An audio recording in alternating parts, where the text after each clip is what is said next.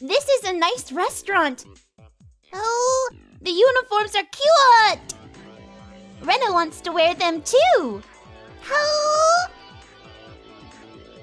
On top of that, we're being treated to dessert. I'm deeply moved. Yeah, eat as much as you like. Don't worry about my share. Keiichi-san, enough with the charades, let's get to the point. Rena and Rika-chan put down their forks when Satoko broached the subject. After looking at them for a few moments, I pressed my forehead firmly into the table.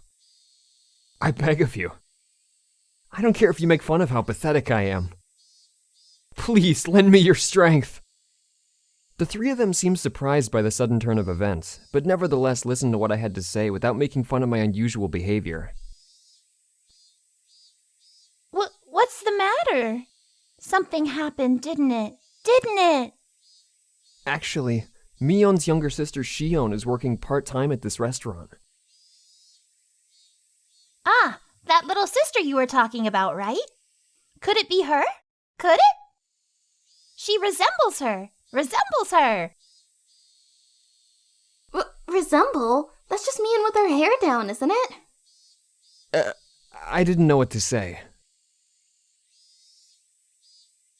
If Keiichi says that's Shion, then that's Shion. They might be twins, but can they really look that much alike? They're called monozygotic twins. They really can look identical. Rena gave the most plausible explanation, so everybody else was convinced. Well then, do you believe me? I'll get to the point then. I recounted everything that had just happened. How Shion was targeted, how she was antagonized by the customers, and the humiliation that was forced upon her. Also, how incredibly pathetic I was. I included everything without trying to hide it. That's awful. Poor Shi-chan. However, for you to be unable to help her, there should be a limit to how unsightly you can be. There's nothing I can say to that. Satoko-chan, to admit that you lost and to seek help is a very difficult thing to do. Keiichi-kun chose to help Shi-chan rather than save his pride. So pathetic. Rena's follow-up stung a bit, but I could only be thankful that she understood. Satoko was calling me all sorts of names, but there were no malign intentions behind her words. Then what should we do? Her voice was monotone, but there was a hint of resolve in her words. I replied to Rika-chan's suggestive silence in kind with my own quiet resolve. Well, I thought it'd be something like that. It is a bit much for Keiichi-san to handle alone. Huh? Then you'll help? Of course, Keiichi-kun. We'll help anybody who's being bullied. I remembered when I was cornered by those thugs. What Shion had said about the strong feeling of solidarity in Hinamizawa really began to hit home. However, Keiichi Maebara, now's not the time to get choked up with tears of gratitude. Now is the time to fight. Sorry, I owe you one. You tried your best, but didn't stand a chance alone. How sad, how sad. Rika-chan gently pat my head for me.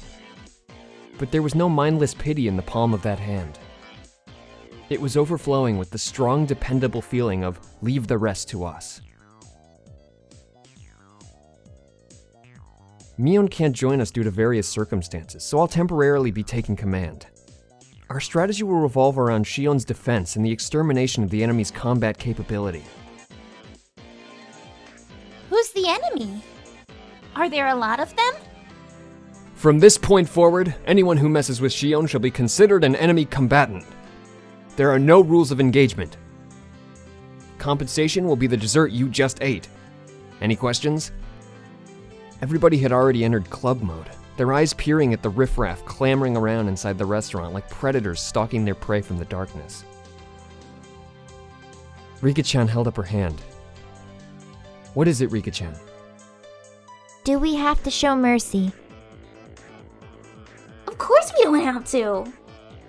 We have no need to show mercy to the rabble that would dare lay a finger on Mion's little sister.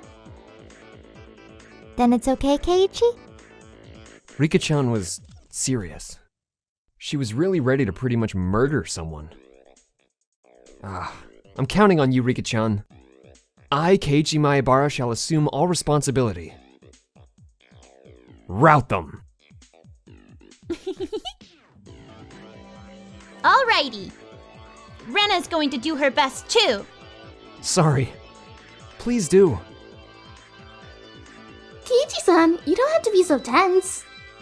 Well, just wait and see. By the time you finish that parfait, we'll finish cleaning up too. Well then, everyone. Let's give it our all. Go for it! Yay! Yay! Thus, the most powerful warband the world had ever known, trained by Mion, began to move. I was the oldest, the only boy, and behaved like a leader. But when you consider our club activities, I was by far the most junior member. Individually, everyone besides me had terrifying combat capabilities. If all of them combined their strengths to protect Shion, I couldn't even imagine. I was probably about to witness something terrible and awe-inspiring. Sonozaki-san, 5 parfaits for table 7. Sure thing! Shion carried the order to the tables. For Shion to carry all 5 parfaits without wobbling took so much effort that she didn't have the breathing room to pay attention to her feet. Hehehe. Comrades, here she comes yet again. This time, we'll have her spill everything on my pants, and have her given an especially thorough wipey-wipey. It was the same wipey-wipey scheme that had occurred just a short time earlier. This time, another one of them was trying it out for himself. The very depravity of these men was itself a full-out attack. Rena, this is Keiichi. Ambush them around tables 5 and 6. Rena, do you copy? The restaurant's uniforms? So cute! Oh, I want to take them home! Shion, her bottom swaying while carrying the parfaits, was being chased by an equally swaying Rena. She was supposed to be escorting Shion, but Rena was instead transfixed by the back of her uniform. From a normal person's point of view, it was probably like having a fox guard a hen house, but when it comes to Rena, things are different. Hewitt mode, 120% synchronization. We've won. Shion's legs, unsteady and defenseless, were being targeted by those sleazebags.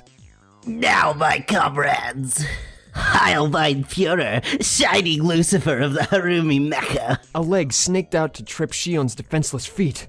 Egads! 3 of them at once! Yeah. It happened in an instant.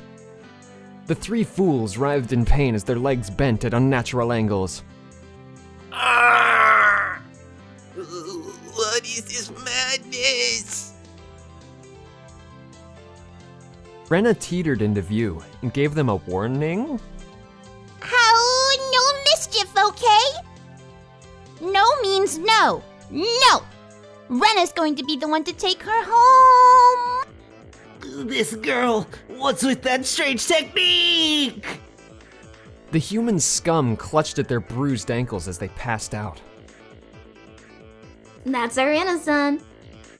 No matter how many times I see it, it's always frighteningly quick. Yeah, it's an unbreakable barrier.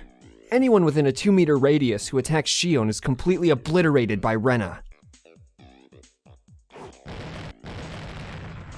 As Shion was making her rounds through the restaurant, there were people here and there collapsing with welts on their legs or hands.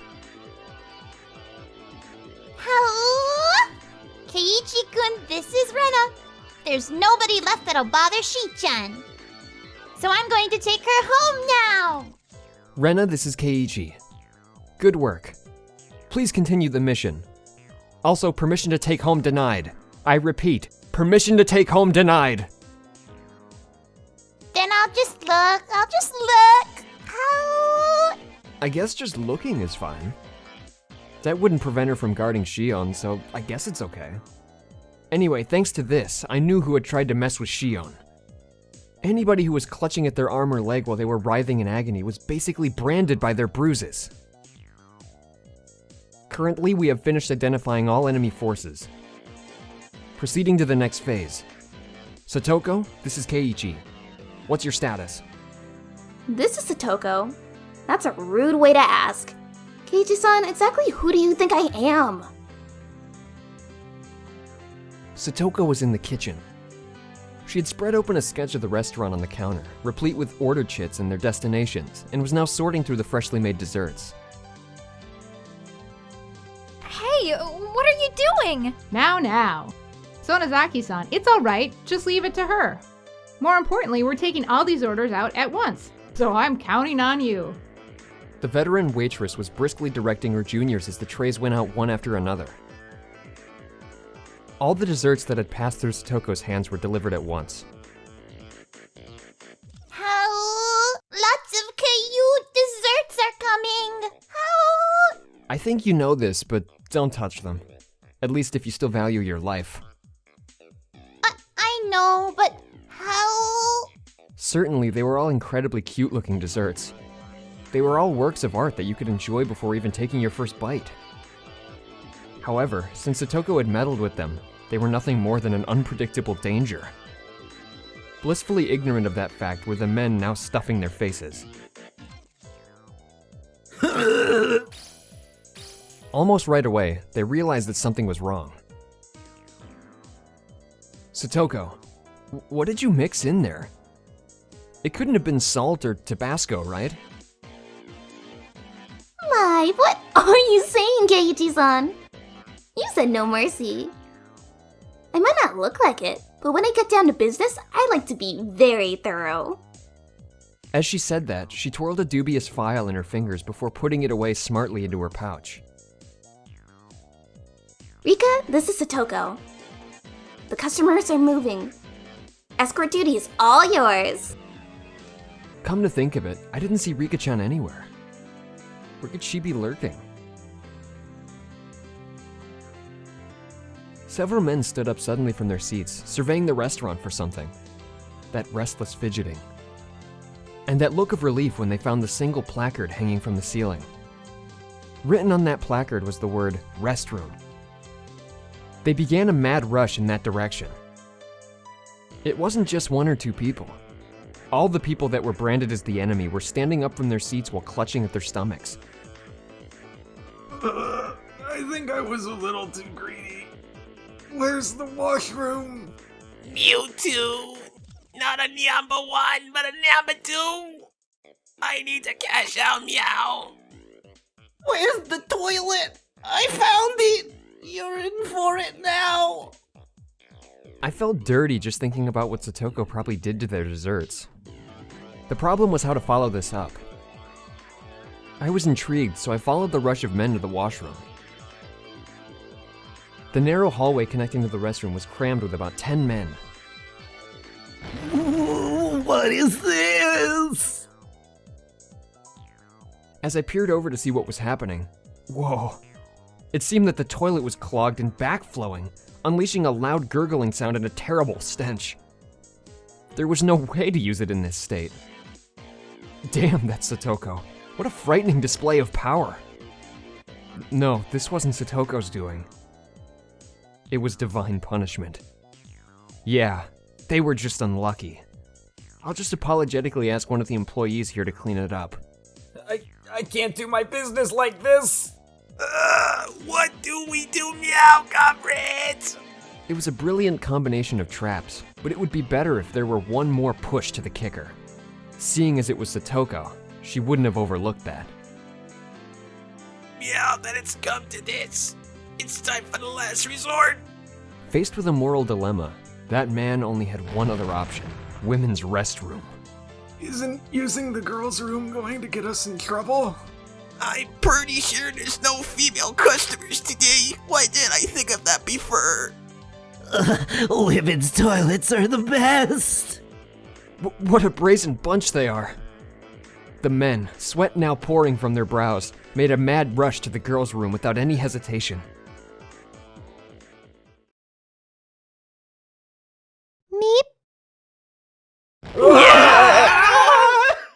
There was a girl there. It was Rika-chan.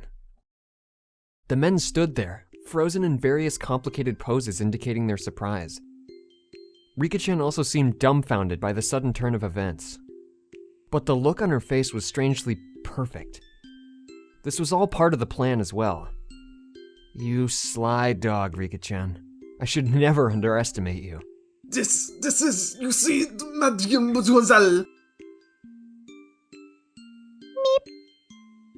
The men's room is a bit dangerous at the moment, so we just want to borrow the toilet here right now.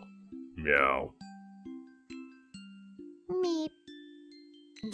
But I guess it's not right after all, right, my comrades? Just by having a girl stand there in the restroom, I never knew it could put up such an overwhelming barrier. There was no way anybody could be brave enough to lift Rika-chan out of the way and try to do their business. This was the most they could do after all. If it were a man in full club mode, for example, someone like me, they would plow through Rika-chan without a second thought. Now what are you gonna do, you fat asses? The price for tormenting Shion still hasn't been paid. If you're in trouble, I can help you. That would be much appreciated. How would you do that? You can use one of the toilets outside. I'll show you to them. That would be perfect. Please. At this rate, I'll end up becoming group and I'm a parade. Rika-chan, with a pleasant smile on her face, guided them with a casual stride in her step. In this race against time, her slow pace was sadistic torture. Mademoiselle, is this toilet far from here? We'll get there soon. Obeying Rika-chan's directions, they were about to leave the restaurant. Keiichi-kun, finish it. Give 'em hell. Yeah, leave it to me. I spread my arms out and blocked them as they tried to leave the restaurant. What is the meaning of this? We're at DEFCON 1 here! Listen up, you tubs of lard. You know what happens if you even set one foot outside this door, right? What is the meaning of this preposterous statement? Look, it's written right here on the ticket. Not valid for re-entry, see? You're free to use any toilet you want, but the moment you step outside that door, you can't come back. You'll remember this? I don't want to guide anybody who says scary things like that. Everybody panicked as Rika-chan began to turn back. They could only figuratively and literally fall in line. All the waitresses also lined up to see them off. Thank you very much for coming. We shall return! The bell rang playfully as the door shut behind them.